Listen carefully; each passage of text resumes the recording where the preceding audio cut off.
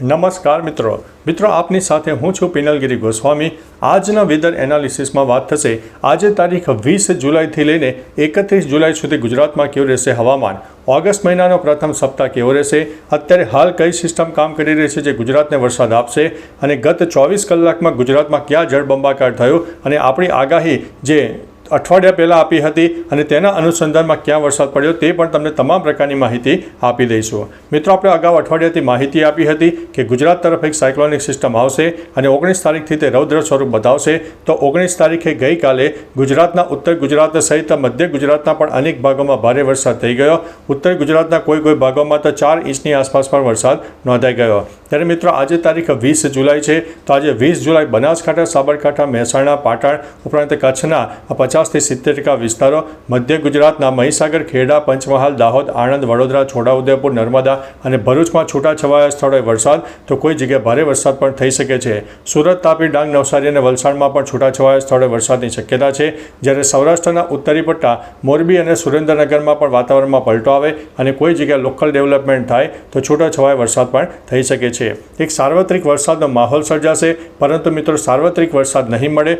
ગુજરાતમાં એક વાદળછાયું વાતાવરણ મોટા પ્રમાણમાં જોવા મળશે, પરંતુ સાર્વત્રિક વરસાદની શક્યતા થોડી ઓછી છે। ચોક્કસથી એક ગરમીમાં આપણને રાહત મળશે। અનેક જગ્યાએ જ્યાં વરસાદે બહુ મોટો વિરામ લીધો હતો ત્યાં પણ અત્યારે વરસાદ મળી શકે છે। આવું ને આવું વાતાવરણ આપણને તારીખ 20, 21 અને 22 જુલાઈની આસપાસ જોવા મળે અને ત્યારબાદ ફરીથી વરસાદ વિરામ લે તેવી શક્યતા છે।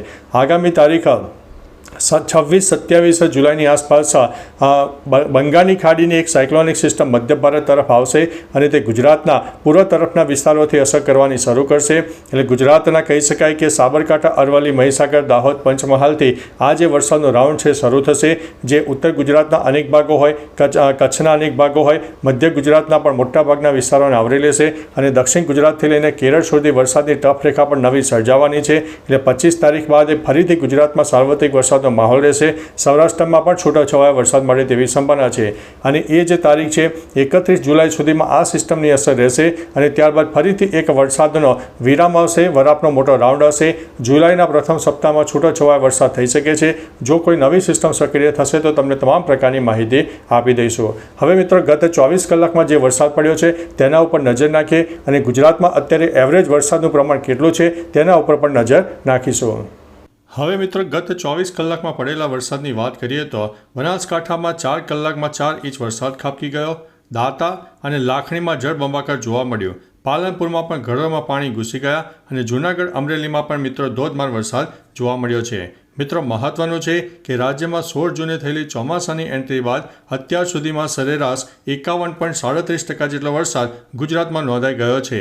છેલ્લા કેટલાક દિવસથી મેઘરાજાએ વિરામ લીધો હતો, જો કે ગત રાત અને વહેલી સવારથી જ ઉત્તર ગુજરાતમાં મેઘરાજાએ ધબધબાટી બોલાવી દીધી હતી। બનાસકાંઠાના દાંતા અને લાખણીમાં 4 કલાકમાં મિત્રો 4 ઇંચ વરસાદ ખાબકતા જળબંબાકારની પરિસ્થિતિ સર્જાઈ। જ્યારે હવામાન વિભાગ દ્વારા આગામી 7 દિવસ હળવાથી મધ્યમ વરસાદની શક્યતા વર્ણવવામાં આવી છે। ત્યારે મિત્રો, હજુ પણ 142 તાલુકામાં વરસાદ નોંધાયો હોય તેવા પણ અહેવાલ મળી રહ્યા છે। ગઈકાલે સવારે 6 વાગ્યાથી લઈને રાત્રિના 8 વાગ્યા સુધીમાં રાજ્યના 142 તાલુકામાં મિત્રો વરસાદ નોંધાઈ ગયો, જેમાં સૌથી વધુ બનાસકાંઠાના દાંતામાં 4.25 ઇંચની આસપાસ વરસાદ નોંધાયો। લાખણી અને અમીરગઢમાં પણ 3.25 ઇંચની આસપાસ વરસાદ નોંધાયો। પાલનપુરમાં પણ 2.5 ઇંચ વરસાદ ખાબકી ગયો। ત્યારે મહત્વનું છે કે રાજ્યના 19 તાલુકામાં 1 ઇંચથી પણ વધારે વરસાદ જોવા મળ્યો છે। ત્યારે મિત્રો, હવે આગામી 7 દિવસ હવામાન વિભાગે હળવા મધ્યમ વરસાદની શક્યતા વર્ણવી છે। હવામાન વિભાગ દ્વારા આગામી 24 કલાક ઉત્તર ગુજરાત અને ઉત્તર સૌરાષ્ટ્રમાં અતિભારે વરસાદની આગાહી કરવામાં આવી છે। બનાસકાંઠા, પાટણ, જામનગર, મોરબી અને કચ્છનો સમાવેશ થાય છે। અહીં ભારેથી અતિભારે વરસાદને લઈને ઓરેન્જ એલર્ટ પણ આપી દેવામાં આવ્યું છે।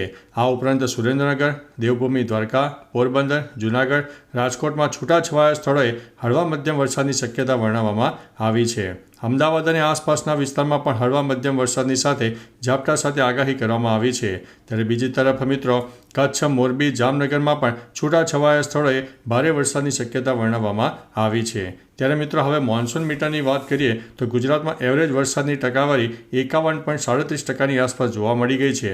ત્યારે મહત્વનું છે કે કચ્છમાં 58% વરસાદ, સૌરાષ્ટ્રમાં 49% વરસાદ, ઉત્તર ગુજરાતમાં 49% વરસાદ, દક્ષિણ ગુજરાતમાં સૌથી વધારે 55% વરસાદ નોંધાયો છે અને મધ્ય ગુજરાતમાં 49.5% વરસાદ નોંધાઈ ગયો છે. તો મિત્રો, તમારા વિસ્તારમાં વાતાવરણ કેવું છે ચોક્કસથી માહિતી આપજો, જેથી અન્ય મિત્રો પણ જાણી શકે. તો ચાલો મિત્રો, ફરીથી હવામાનની લેટેસ્ટ માહિતી લઈને મળતા રહીશું. ત્યાં સુધી અમને રજા આપશો. નમસ્તે.